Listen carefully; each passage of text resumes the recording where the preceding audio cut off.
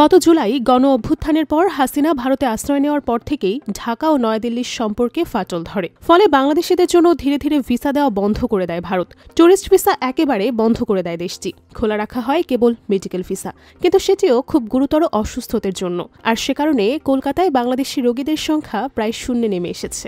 তবে সাম্প্রতিক সময়ে বাংলাদেশিদের পদচারণায় কিছু ঘুরে দাঁড়াতে শুরু করেছিল কলকাতার চিকিৎসা খাত। এর মধ্যে ২৪-এর গণ অভ্যুত্থানে মানবতাবিরোধী অপরাধের দায়ে শেখ হাসিনাকে মৃত্যুদণ্ডের আদেশ দেওয়ার পর থেকে আবারও উদ্বিগ্ন কলকাতার হাসপাতালগুলো।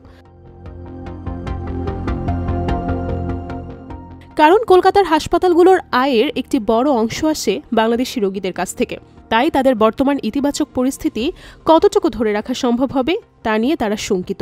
বেশ কয়েকটি বেসরকারি হাসপাতাল সূত্রে জানা গেছে, গত মাস থেকে বাংলাদেশি রোগীর সংখ্যা শেখ হাসিনা ক্ষমতাচ্যুত হওয়ার আগের সময়ের তুলনায় প্রায় অর্ধেকে নেমে এসেছে বা তার কিছুটা বেশি। হাসপাতাল কর্মকর্তারা বলছেন, মেডিকেল ভিসা দ্রুত ইস্যু হওয়ার কারণে গত এক বছরের মধ্যে এটি সবচেয়ে দ্রুতগতির বৃদ্ধি। কলকাতার R N. Thakur international institute of cardiac সায়েন্সের তথ্য অনুযায়ী ২০২৪ সালের অগাস্ট মাস পর্যন্ত প্রতি মাসে বাংলাদেশ থেকে প্রায় ২,২০০ বহির্বিভাগের এবং ২০০ জন অভ্যন্তরীণ রোগী আসত।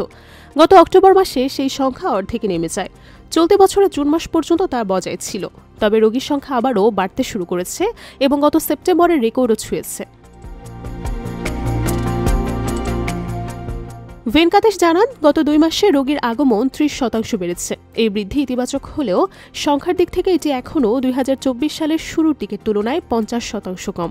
আসছে ডিসেম্বরে বহির্বিভাগের অ্যাপয়েন্টমেন্টের জন্য প্রচুর আবেদন আসায় বেশ কয়েকটি হাসপাতাল আরও রোগীদের আগমন আশা করছে। তবে ডিসান হাসপাতালের সজল দত্ত বলেন, বাংলাদেশি রোগীদের হঠাৎ এই বৃদ্ধির পেছনের কারণ বোঝা কঠিন।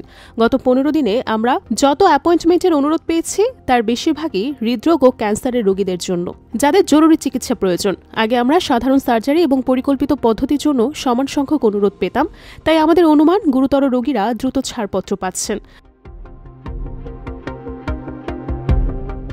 তবে শেখ হাসিনার সাজা ঘোষণার পর থেকেই তাকে বাংলাদেশে ফেরাতে তৎপরতা শুরু করে বাংলাদেশের অন্তর্বর্তী সরকার।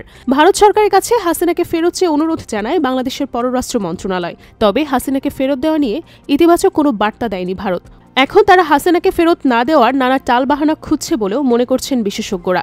ফলে হাসিনার প্রত্যর্পণ নিয়ে ভারত ও বাংলাদেশের মধ্যে সম্পর্ক আরও তলানিতে ঠেকার সম্ভাবনা আছে। আর এমনটি হলে ভারতে কমতে পারে বাংলাদেশি রোগীর সংখ্যা। আর তেমনটি হলে আবারও বড় ধরা খাবে বাংলাদেশি রোগীদের ওপর নির্ভর করা কলকাতার হাসপাতালগুলো। এ কারণেই হাসিনার সাজার রায়ের পর উদ্বেগের মধ্যে রয়েছে তারা।